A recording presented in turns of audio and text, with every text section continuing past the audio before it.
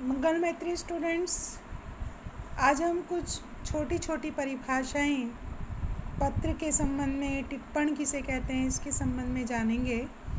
तो पहला प्रश्न हम जानते हैं कि औपचारिक पत्र से आप क्या समझते हैं। सरकारी पत्र जो होते हैं वो औपचारिक पत्रों की श्रेणी में आते हैं। ये पत्र प्राय एक कार्यालय, विभाग अथवा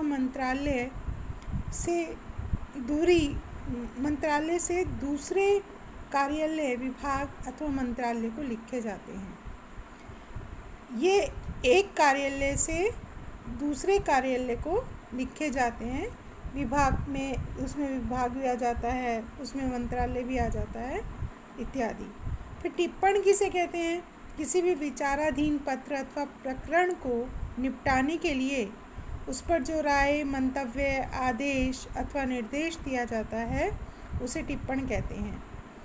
जैसे कोई विचाराधीन पत्र है, किसी के पत्र के ऊपर विचार होना है या फिर कोई ऐसा प्रकरण है जिसको समाप्त करना है और उस पर भी विचार होना है, तो जो उसके ऊपर राय दी जाती है, अपना कोई मंतव्य प्रकट किया जाता है, आदेश प्रकट किया जाता है, निर्देश प्रकट किया जाता है, उसे टिप्पण कहते हैं। आनुषांगिक टिप्पण किसे कहते हैं। सहायक, आरंभिक या मुख्य टिप्पण को जब संबंधित अधिकारी के पास भेजता है तो वह अधिकारी टिप्पण पढ़ने के बाद उसके नीचे अपना मंतव्य लिखता है। उसी मंतव्य को आनुषांगिक टिप्पण कहते हैं। जब संबंधित अधिकारी को भेजा जाता है कोई भी मुख्य टिप्पण, तो वो अधिकारी उसके नीचे कुछ पढ़ने के बाद कोई टिप्पणी लिखता है या फिर अपना मंतव्य लिखता है, तो वो जो अपना मंतव्य होता है उसको आनुषांगिक टिप्पण कहते हैं। अनुस्मारक या स्मरण पत्र किसे कहते हैं। अनुस्मारक या स्मरण पत्र किसे कहते हैं।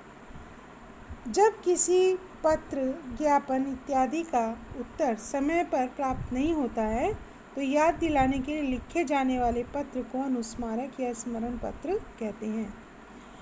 किसी पत्र का उत्तर नहीं आ रहा है या किसी ज्ञापन का समय पर प्राप्त नहीं हो पा रहा है उत्तर, तो उसको याद दिलाने के लिए जो लिखा जाता है पत्र, उसको अनुस्मारक या स्मरण पत्र कहते हैं।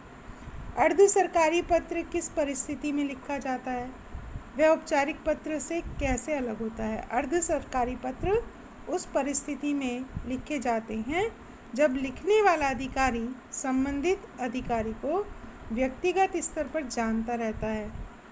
इसमें औपचारिक पत्र के विपरीत अनौपचारिकता का पुट होता है तथा इसमें एक मैत्री भाव होता है। फिर कार्यसूची से आप क्या समझते हैं, इसका उद्देश्य स्पष्ट कीजिए। किसी संस्था या संगठन की औपचारिक बैठक की कार्यसूची उस बैठक में चर्चा हेतु निर्धारित विषयों की जानकारी देती है। इससे बैठक के अनुशासित संचालन में सहायता मिलती है तथा किसी प्रकार के भटकाव या विषयांतर होने की संभावना निरस्त हो जाती है। अतः निर्धारित विषयों से संबंधित स्वतः स्पष्ट टिप्पणियाँ अपने संलग्नों के साथ सदस्यों को कार्यसूची के साथ अग्रिम रूप से भेज देनी चाहिए ताकि प्रत्येक सदस्य होने वाली बैठक के बिंदुओं पर पूरी तैयारी के साथ आ सके।